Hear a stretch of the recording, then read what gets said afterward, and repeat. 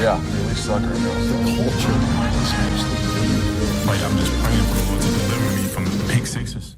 As the new NFL season officially begins with the start of free agency, there are unfortunately some things we must go over.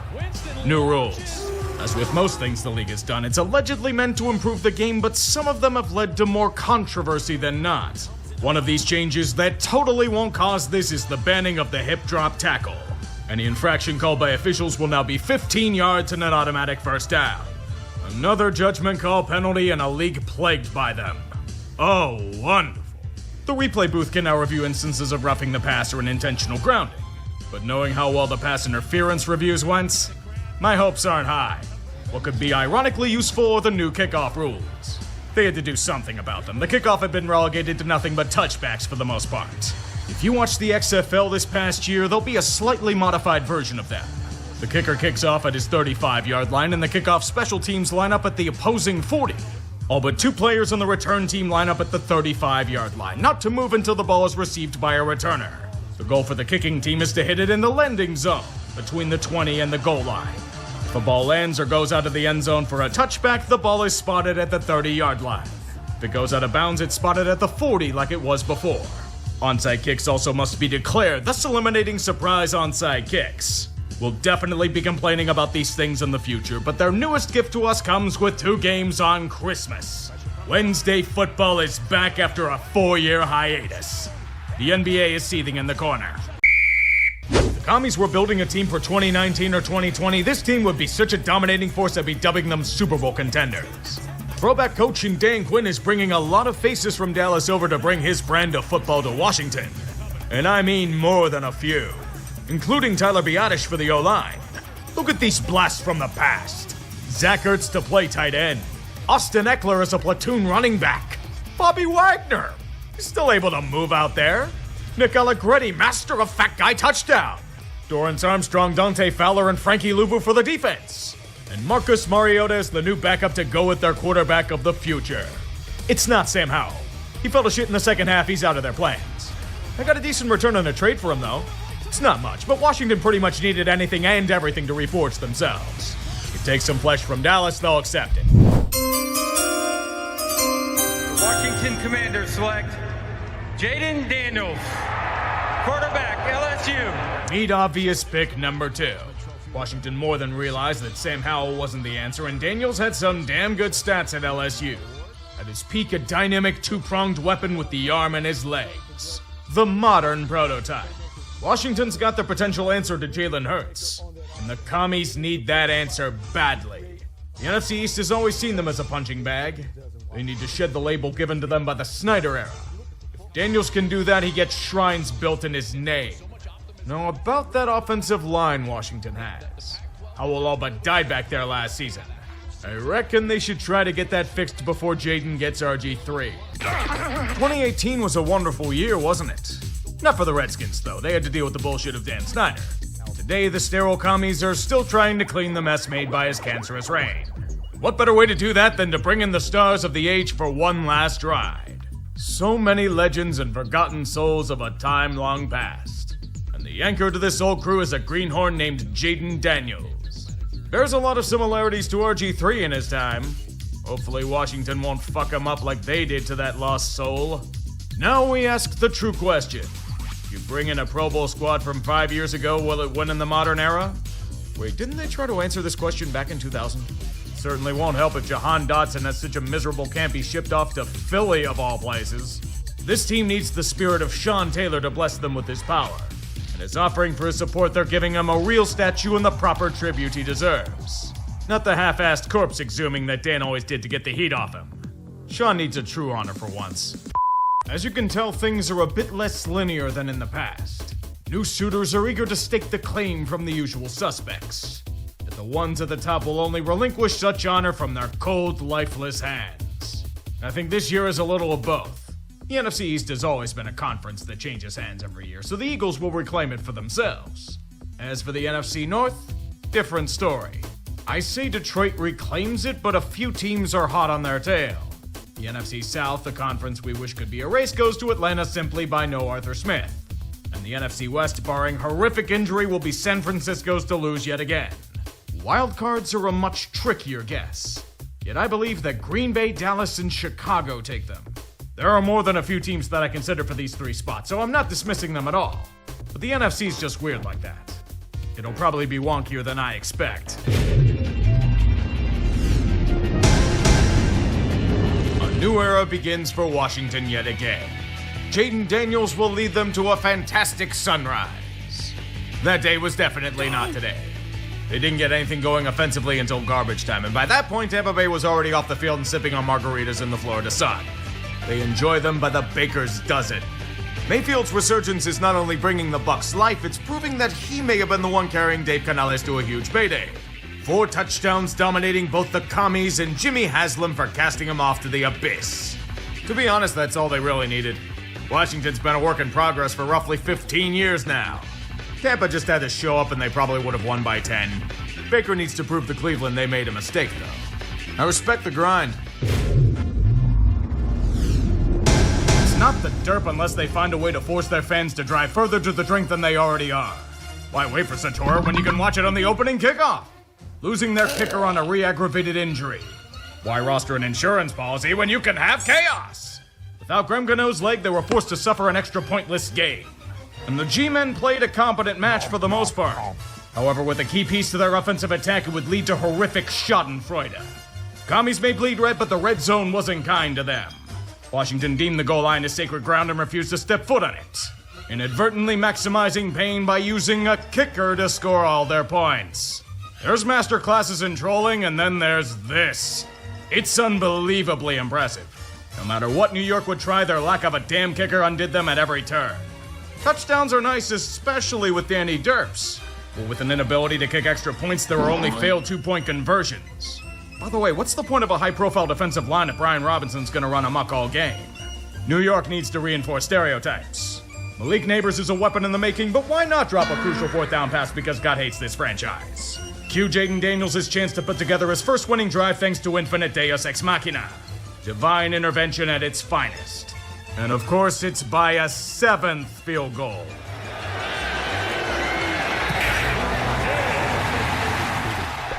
What an absolute kick in the nuts. You're looking at history. A team that scored 3 touchdowns, didn't surrender a tutty, yet still lost.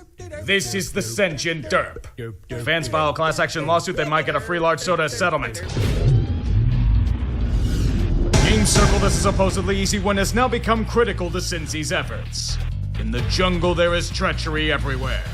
And this was more of the same. Cam Taylor-Britt doubled down on the shit-talking and flat-out called Washington a college offense. Well, that college unit made you fuckers look like high schoolers. Jaden Daniels might be good at this quarterbacking thing. Dissecting a stout defensive unit for 2 passing touchdowns, 1 rushing TD, and a 90% completion rate. He's showing significant promise and he can't be stopped. The punters on both sides were taking siestas. Turnovers did too. Cincy's offense did everything they could to keep up, but Joe Burrow sadly can't cover Scary Terry. That's crazy to say about these Bengals, but life dumps Skyline chili all over them. Despite desperately keeping close, Daniels is having his breakout. Final drive of legend, converting big play after big play, eating metric shit tons of clock like it's a mukbang. All this leads to one reality for Cincy. They're down in 7. This one is launched from McLaurin. He's got it! Touchdown! Touchdown, Terry McLaurin! A repetitive loop. No matter what the Bengals do, they will continue to bungle every situation possible. Cincinnati, the Lords of Cinder, staring into the barrel of an 0-3 start. And they have no one to blame but themselves for it. This was supposed to be a playoff team. Now they're in panic mode thanks to bulletin board material and a spongy defense. Being beaten by a bunch of undermanned commies. What a humiliating way to go. Marks would agree it's time we have an honest conversation about the commies. Are they good? Really? Washington and good go about as well together as Dan Snyder and integrity. They're seizing the means of winning. Proves that even you can change your lot in life. All it takes is a complete overhaul of the organization and fresh blood injecting tremendous skill into the roster. Jaden Daniels continues his early tear throughout the league. taking whatever resistance Arizona had and swatted it away with ease. The Cardinals are trying to take baby steps. Here comes the Predator to swallow Kyler and company whole. A long sleeping giant is being awoken. The fan base is crawling out of emergency shelters everywhere, flooding Arizona with a sea of red. A new dawn for a new age. Leading the NFC East. Future may be closer than you think. Keep Jaden healthy, Washington. Don't make the same mistakes as you did in the past. Two locale franchises going in polar opposite directions. Washington's managed to remove their cancer after years of devastating the franchise, and recovery's going well. Jaden Daniels is their chemotherapy, rapidly rooting out any remaining tumors in their franchise with his outstanding play. With the arm in his feet, he will devastate anything the Browns even try to throw at them to the easiest victory of his NFL career. Meanwhile, Cleveland is stuck with the cancer of Jimmy Haslam, and his vices are forging misery and sadness aplenty. Even if their defense tries to keep the game in reach early, the $230 million liability rears its ugly head yet again. How long are they going to pretend that Deshaun's salvageable? Saying he's cooked is a gross understatement. The Washington defense isn't even good, yet the Browns are so pathetic they can do nothing. Their O-line's trash and Watson's shoulder's fucking shot. It's Cam Newton without the likability. With every game they play him, Stefanski's either completely ignorant towards the liability or his family's being held hostage by Jimmy Haslam. You know how this team plays better, Kevin? By changing the fucking quarterback. At least Jameis would be fun to watch when they go 5-12. This is just sad. Commies, enjoy your glorified bye week. Wait, this game is game of the week at the start of the year. The Ravens are high-flying Super Bowl contenders, yes. But the Commies? Under a Jaden Daniels flashing franchise upside? Anything really is possible. This will be their greatest test. If they can even keep pace with Baltimore, it'll be a resounding success. Good news for Washington, they kept up. That's the only silver lining on the day.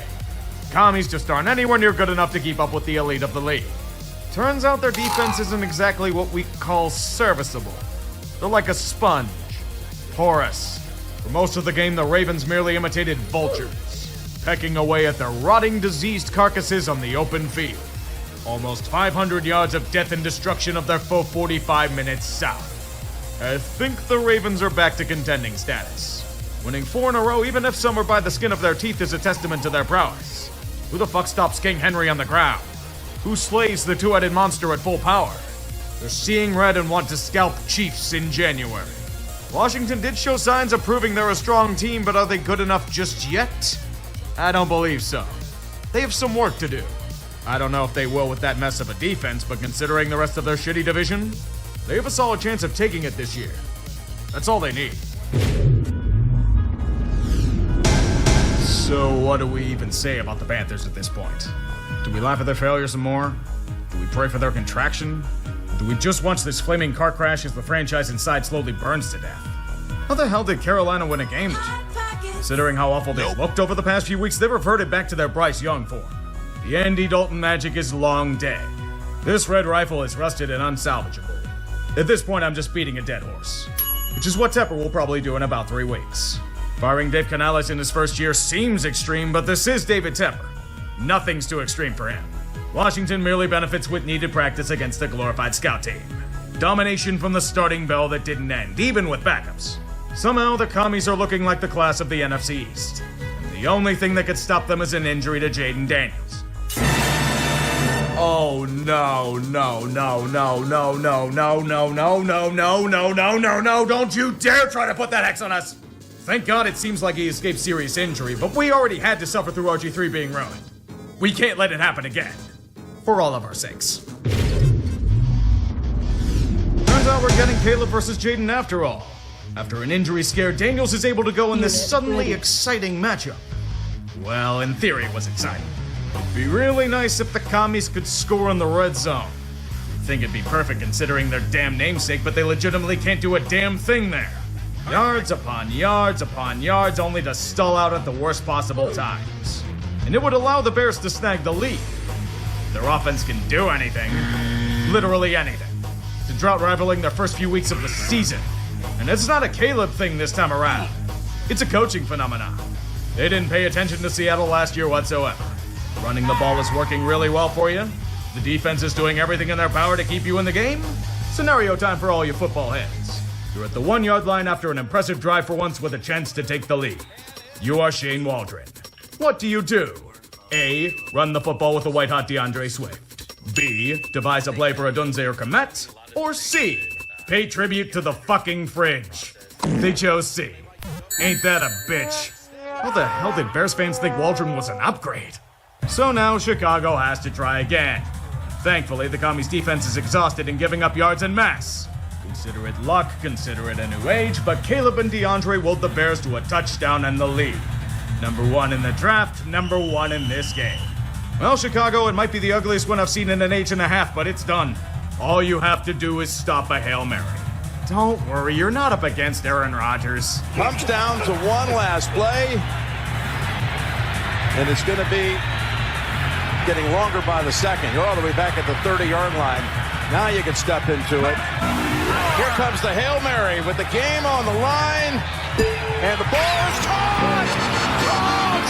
It's a miracle! It's Noah Brown! Oh my goodness! Oh my succulent Jesus. If that's not a Bears way to lose a football game, God is a cruel bastard. A 1 in a million shot that should have never happened to begin with, robbing Chicago of keeping pace with their rivals. All in a day's work for an ineptly run McCaskey franchise. Only for the Bears can Tyreek Stevenson taunt fans in the crowd when the play is fucking happening. Then be responsible for the tip that led to the touchdown in the first place. And better yet, he was the guy that was supposed to be responsible for covering Noah Brown. The arrogant are often humbled at the altar of greatness. Tyreek's only reward is deserved ridicule. Lol cow of the week. This is lol cow of the fucking month. God, how do you become so tone deaf? And I'm talking both him and Eberflus. Washington not only won, but Jaden Daniels may have won Offensive Rookie of the Year with that throw alone. God, I love this fucking league. MetLife Stadium should be burned to the ground. It's the only way to save us from all the terrible football that's played there every week. We can't just have one shitty team, there has to be another. The Giants just make it too damn easy to mock them. Every fucking week, please just change up the script a bit. Commies are all but doing the T-post to assert dominance, it's embarrassing. Almost as embarrassing as Danny Derps having 0 yards of passing in the first half. He did throw for a touchdown though. His first at MetLife in 672 days. They wish they were back there, especially as the Commies launch endless waves of swarm attacks to beat them into submission. Pretty easy to do with Jaden Daniels being all but unstoppable. But leave it to the G-men to give just a morsel that maybe things could be different. The offense is finally doing things. They brought the game back to 1 score. But did anyone expect them to do anything after? The derp will simply keep on derping. Defense sells the game with a deep ball to Olamide Zacchaeus and a face mask penalty. Well done. Washington gets to 7-2 and a hot date with title contention. The Giants' reward? Oh, God! An atrocity taking place in Germany. Where the hell are my long knives? A big event happened on Tuesday. Something that will shake the core of this nation for a long time to come. The people have spoken, and a new leader is making his way to D.C. I'm obviously talking about Marshawn Lattimore. He's back on a playoff contender that desperately needed secondary help. And for only a 3rd and 4th rounder, the price wasn't super steep. Who knew that going from the Saints to fucking Washington would be salvation? It's like we're back in the 80s again. Just watch, Dallas goes back to being a basement dweller next. Game no one expected to be a heavyweight bout 2 months ago, but the sun is rising on both these teams. Washington eager to maintain momentum against all odds, and Pittsburgh facing their first true test. At FedEx Field, the only sounds are the drums of war on both sides. Yet like this fake punt on a 4th and 15, it doesn't come easy. Throwing the ball to James fucking Pierre? That's why the man's a cornerback. He can't catch shit. That error leads to an easy commie touchdown. And the fight will truly begin. Right after this Olamide Zacchaeus muff to trade special teams fuckouts. Balance is the key. But not for the Commies. They need to flash the stuff that makes Jaden Daniels a star in the making. 2 straight drives where they put the highest paid defense to heel. Especially Joey Porter Jr. His game will be a nightmare. And with a 10-point lead, Washington's running away with more than a statement win. Pittsburgh needs to respond in kind. And they do. This isn't the Matt Canada and Kenny Pickett show. This is one run by Pizza and Jeebus. They will combine forces and lead to a touchdown, but the struggle continues. Defense is holding their own in the might of life itself. A 3-point deficit feels like 30, but it's become a grind. Washington manages to strike with a field goal. And Russell Wilson counters with the most beautiful arm punt the world will ever see. Even his bad passes are so majestic. As George Pickens proceeds to beat the shit out of anyone within range, this game is still neck and neck. The Commies can't do much with the gift since the receivers can't catch. And Pittsburgh needs to be able to do anything against this defense. And they do. The balanced attack is taking center stage. The Steelers are going to do it. Methodical offense driving Washington to the brink to take the lead in the fourth quarter.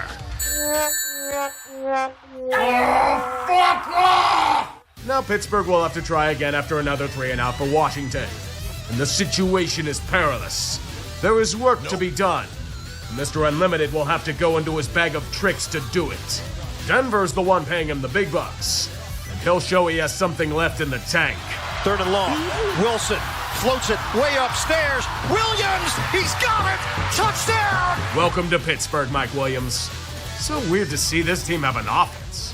The more this happens, the more my irrational boner for Pickett goes away. The Steelers have snagged the lead and have no interest in capitulation. But Jaden Daniels is a constant threat. Washington gets another chance. And Zach Ertz secures the ball, but it isn't at the marker. Oh no, a turnover on downs. You'd think they'd have the technology to identify where the ball is in real time or something. It's made things so much easier in soccer and tennis. But it's not over. The Commies still have all 3 timeouts. And Pittsburgh wants to finish them off. 4th and 1. It all comes down to this. And there is a jump! Washington played into their hands! That's quite anticlimactic. It wasn't the prettiest win, but the Steelers showed guts and tenacity against a valiant opponent. Both squads have their flaws, but these are 2 playoff contenders that put together an outstanding show. Washington reels in a bitter loss, but should feel little shame. They played well, and their future looks bright. But the Steeler bullshit is just that inevitable. And they might legitimately be going to the Super Bowl. I'm not even joking. Dude, that's incredible.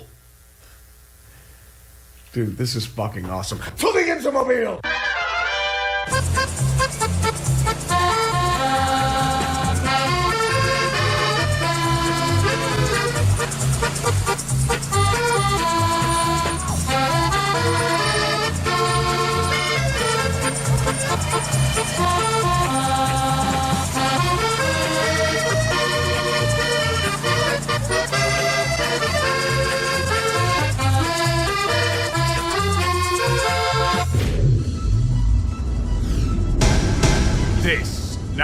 This is Thursday Night Football. Not any of that pesky offensive showcase like we had last week. It's grind time. And it's flesh on metal grinding. Painful and prone to infections. Perhaps Washington themselves are infected. Their offense had nothing. Jaden's visibly injured and Cliff was out here playing checkers all game. Vic Fangio and the Eagles defense read through every telegraphed move. So should be an easy Philly win, right? You know what team this is? Now with that inconsistent offense and Jake Elliott, the moment they finally use him, he proceeds to miss nearly every damn kick. 7 points erased due to an inaccurate leg. It's an ugly game and Washington's pushing for position. Down by 2 and charging. It's 4th and short near their red zone in the 4th quarter. They go for it. The play was dead when the ball was snapped. What the hell, Commies? A field goal would have gotten you the lead. Did Sirianni do some Freaky Friday shit or something? Just like that, the momentum pendulum swung hard. Turns out Saquon's pretty goddamn good at running the ball and Washington doesn't have a run defense. Off the cliff you go, Commies.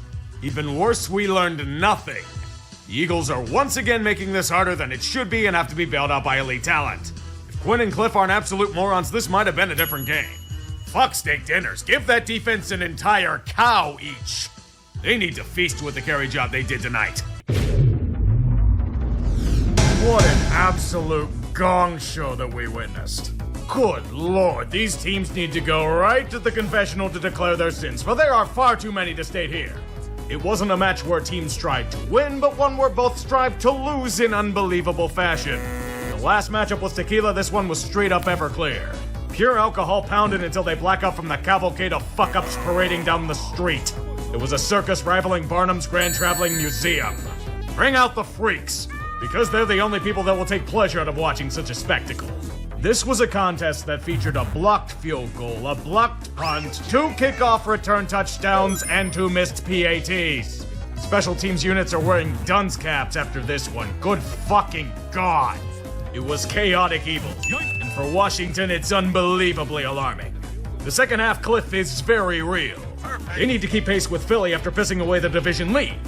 The first 3 quarters resemble all the decorum and class of Disco Demolition Night. It's an unwatchable mess, but this is merely an appetizer. The football gods demand their fill, and these 2 teams will be their conduit. It's 13-9 Cowboys, and Washington has the ball. Or not. A fumble ruins their ambitions. Dallas takes the easy field position they gain and slices through the defense for a touchdown with ease. Now comes the chance to counter for Jaden Daniels. He may be injured to hell and back, but he's shown moxie even in this state. He will mince whatever this Cowboys defense is supposed to be to bring it back within 3. Now, as long as their defense can hold, they'll be fine. Line drive to Turpin, and it bounces through his legs. Here he comes. Turpin spinning 3. Here he goes. Fastest man in the NFL. Cavante Turpin takes it all the way. Touchdown Dallas. The commies fell for the oldest trick in the book. That's the kind of overpowered move you pull off in Madden 2003. So much for a 1-score game. Well, just get it back. And try not to fumble it this time. Jaden will try his damnedest to push the rock further. But it's only to field goal range. And the kick is drilled to bring it back within 7 points.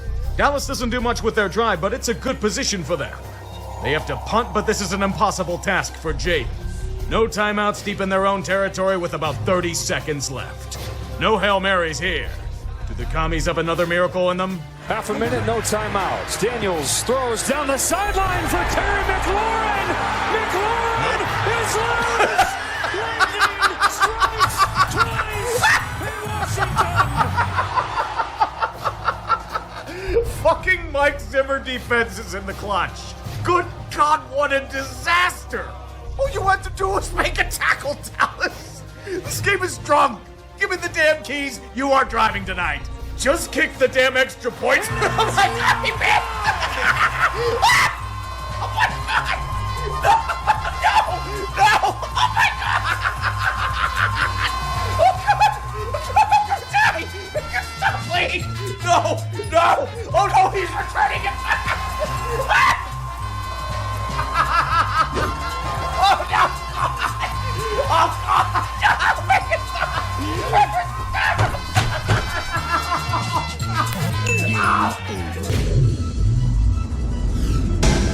This might be the lifeline that Washington needed to save their season.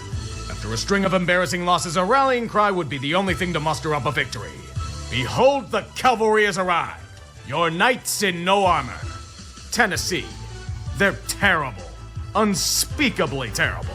Even a team as recently sloppy as the commies can crush them with ease. Tell me, is getting over 100 yards rushing in the first quarter good for a team? How about 250 all game? I can't decipher it for myself. Perhaps I'll be penalized for it as often as the Titans were. 11 penalties in the first half? You might as well be ripping a player's helmet off and get away with it. Don't worry, they'll call the illegal block in the back. Shitty opponent or not, Washington gets back on the horse. And that's all that matters in the end. Just don't mention Emmanuel Forbes to them, or any of their recent first-round picks. A graveyard of busts. At least this recent one seems to be working out. It's that time of the year again, when the playoffs start to peek into the picture and we discuss the scenarios at hand. The NFC's a bit tighter. The Motor City currently leads the pack, but Philly's hot on their tail. The division ranks are pretty safe otherwise. Seattle and Atlanta hold claim to some very weak conferences this year. That means Minnesota and Green Bay have the potential to feast if the cards fall right for them. Washington got off a cold streak and comfortably hold the final seed in the meantime. At 6-6, the Bucks, Cardinals, and Rams still have a shot, especially in their divisions. Meanwhile, San Francisco, Dallas, and New Orleans are clinging on for dear life. And I mean it. There's been a lot of disappointment for teams this season, but there's still a chance they remembered the rules. Don't get eliminated!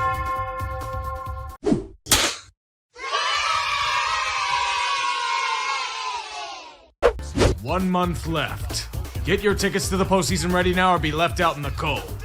We know the drill by now. The NFC's road is still undecided. Detroit stays ahead with a crucial win over Green Bay, but Philly and Minnesota are still hot on their tail. Thanks to Atlanta's catastrophic implosion, Tampa Bay has reasserted itself for the NFC South lead. The Seahawks still remain on top of the NFC West, but things could be getting shaky there with a loss on Thursday. A bye week for Washington maintains their 7th seed, yet rivals remain. The Rams and Niners want in. There's a chance the Falcons could get their shit together. Arizona could make miracles happen. Probably not, but you aren't out of the dance until you hear the dreaded words told to a few teams already. You know them by heart. Don't get eliminated! Call it a hunch, but I think it'd be wise for the commies to win this one. Derek Carr's in the shop, so New Orleans has to trust Jake Haener to do anything. Good luck with that. He rivals Ian Book. This pose is giving me Hollywood actor trying to throw a football in a movie vibes. And it's like a man trying to move a building. It won't budge. The Saints only had 38 yards of offense in the first half, their worst performance in over 20 years.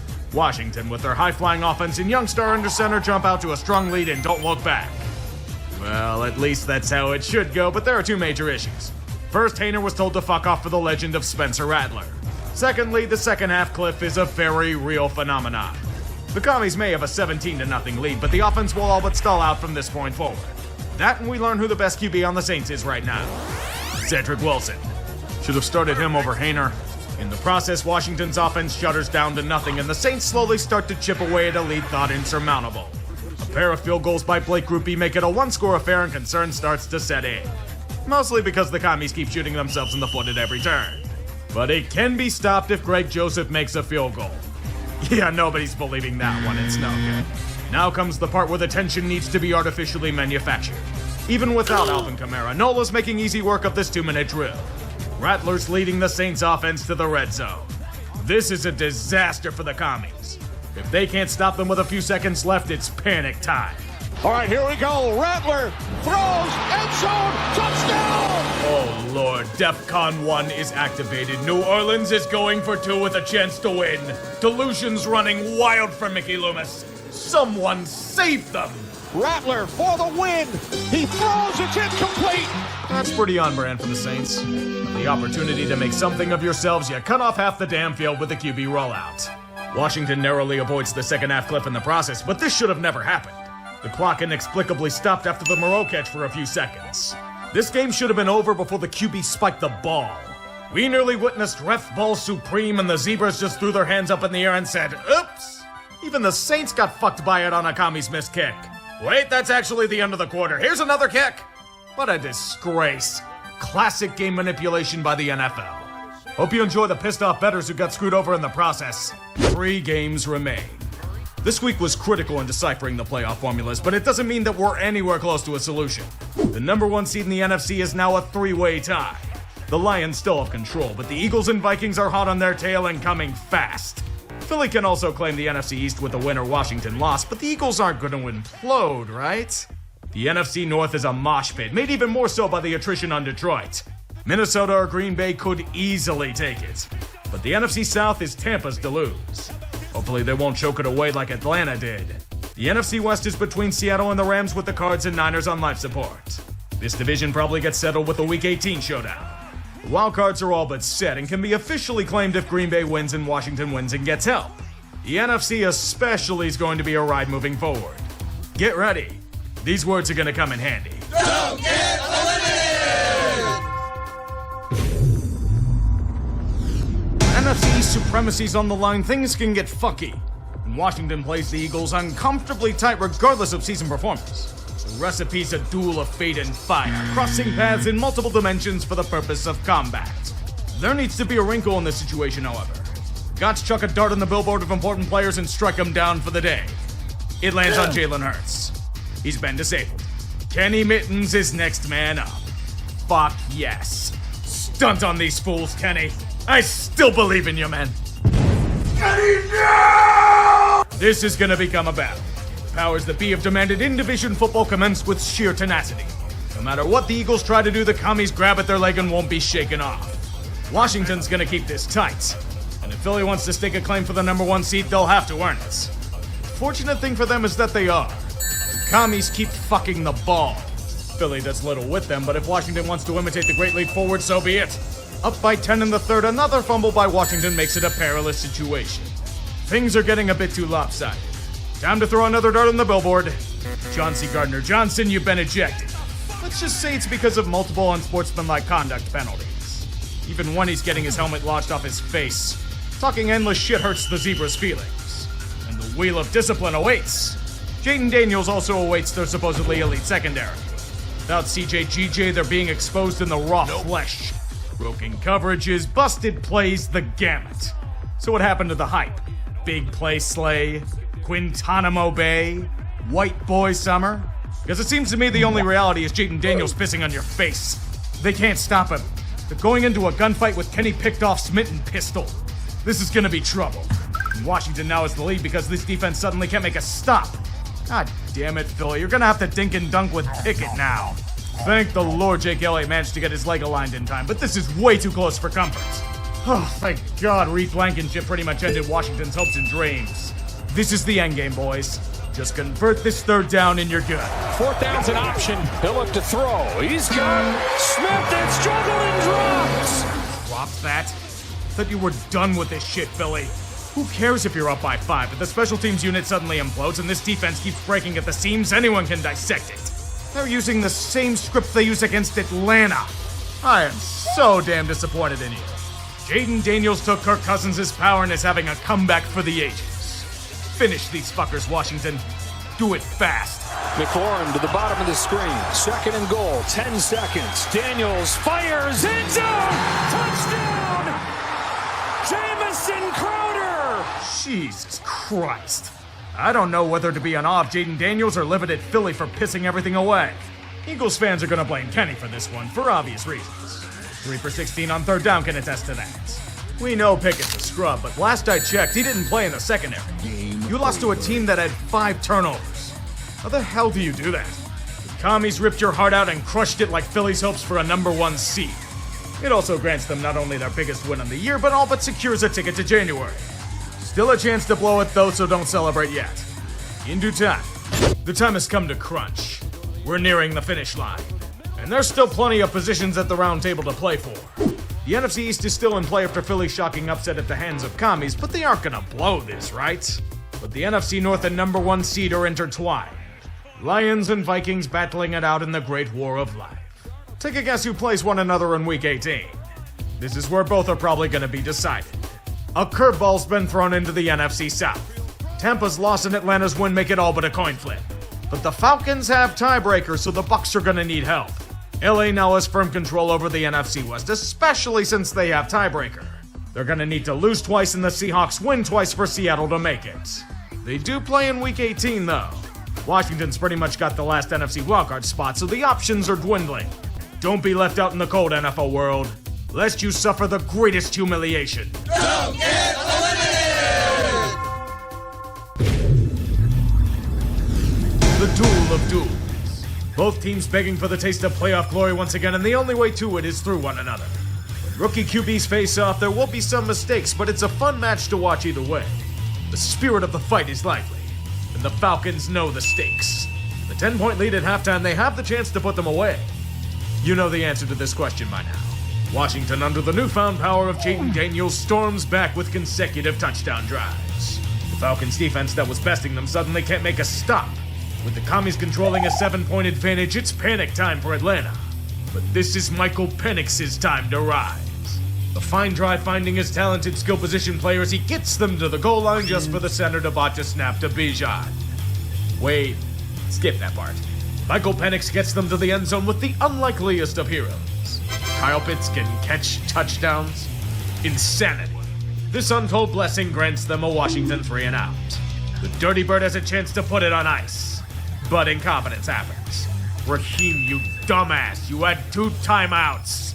Use one of them. They won't bite. No wonder why you got fired from Tampa Bay. The Fringe is a field goal ranger as far as you'll go. Riley Patterson has it on the way. It's online. Is it long enough? No! Short! And the game goes on! And you don't have Youngway. Like our aspirations, Riley came up just short in overtime as the so-called reward. Unfortunately for you, Washington doesn't feel like giving up the ball. Cringe all you want, but Jaden Daniels is going to make sure that you're buried alive. It is Jaden Daniels in zone. It is caught for the touchdown. Zach Ertz takes Washington into the playoffs. The Dan Quinn revenge game. A tale as old as time. If I'm a Bucs fan, I'm sending everything I have to Washington post-haste. The Commies seizing the win from Atlanta's choking hands has all but granted them the division. And it's offered an even greater reward to DC. A ticket to the promised lands of January.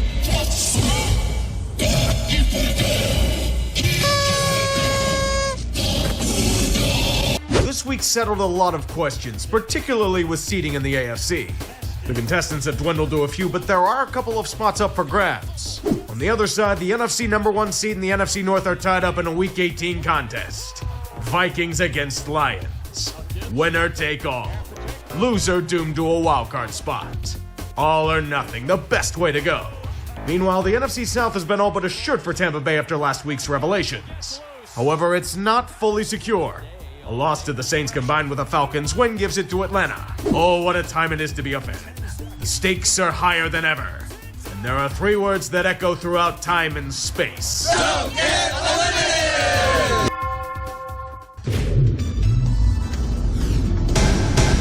Lance is alive?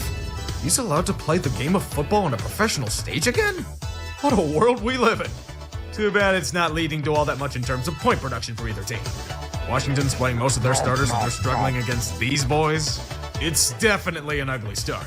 And we need a jolt that can wake these franchises from offensive slumber. The answer is Marcus Mariota. Yes, Nathan from Ted Lasso returns to commander the Commies for the second half. The offenses will fly for both franchises. Mariota gunning past the shell of the Cowboys and Trey Lance piercing the heart of the Washington defense. Or is that just pass interference penalties on Benjamin St. Just? Regardless, the Cowboys have a 3-point lead. Acted out as well as Jerry Jones on Landman. Dead serious, he's pretty good in his cameo. Mariota's gonna have to do him one better on the final drive. Talk about family and working with your kids. Marcus is gonna make sure they're biting the dust. Immaculate and precise, managing the clock perfectly down to the goal line with mere seconds left. Enough playing. Strike them down where they stand. And then going into this next game, potentially on a Saturday. It's 2nd and goal. End zone shot for the lead. It's McLaurin. He's got it. Washington is in front. It's like an encore presentation of them against Philadelphia. And the reward is not having to face them. Dallas simply doesn't give a shit, and McCarthy should have been out of here before he stepped foot in the locker room, but Marcus Mariota has proven superior. That may have saved their postseason hopes for a week. Keyword is may.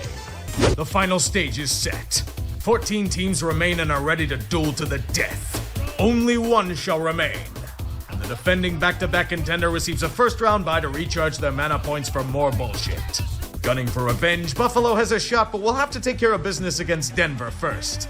The Ravens receive another showing of AFC North football. The rivalry with the Steelers will add another chapter after Pittsburgh's near-traditional collapse. Liquid LA usurps the 5th seed at the last moment and will travel to Houston to face an ailing fraud squad.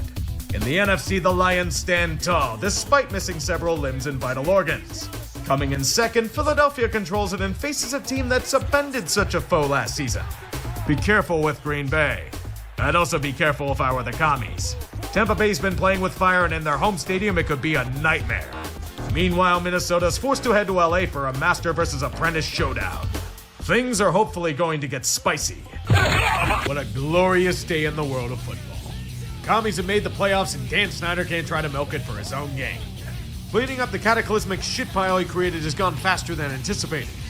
It's all thanks to a lifeline from the gods, Jaden Daniels. Blessed with the feet of RG3 and a reliable rocket arm. He's guided this moribund franchise from the heart of darkness to a new core identity. A fun football team. I know, crazy to think about the old reskins. The most magical season since they drunkenly stumbled into Tank Division. And it's masking a bunch of problems. Mostly that the run defense has turned to shit since Jonathan Allen's been out. They did acquire Marshawn Lattimore so we can go another round with Mike Evans if need be. Even if they lose badly, it's pretty much house money. I dare say, the culture might be turning damn good. Might. This season has taken us from football heaven to the depths of unwatchable hell. When there's money to be made, the product does not matter. Yet the playoffs are a different beast. In the end, there can be only two contenders dueling for the ultimate prize. I'm not even gonna try to be optimistic it's gonna be Chiefs versus Eagles. The matchup no one outside those cities want because the football gods desire salt. They're shitposters at heart. Very predictable ones, but I respect the dedication. We all hope for something different, but we said that last year. Look what happened. Regardless, good luck to all teams involved. They're probably gonna need it. The commie resistance finally quashed under the might of an eagle. Is this a movie from the 80s? The clock struck midnight. 3 gongs of the bell. 1 for each fumble when they had a chance to keep up with their opponent. Kind of hard to overcome when you can't stop a relentless rushing attack. Philadelphia wanted revenge for a December slight. They more than got it. They buried Washington in the dirt, setting the record for most points scored in the NFC Championship game. No quarter, no mercy. Bloodied and scarred to the point of forcing a closed casket funeral. But even if they got fucking destroyed, you have to applaud Washington on their season. Even for a blip, their long-standing misery's been silenced. Their fans finally have hope again. Jaden Daniels could be special, and another year of building up the defense should make them a legitimate threat in theory. Well, short of the ultimate goal, it's one that will be remembered for a while to come. And the best part? Dan Snyder can only seethe in London while drowning himself in scotch. We got the good ending. The perfect one would be him declaring bankruptcy, unfortunately.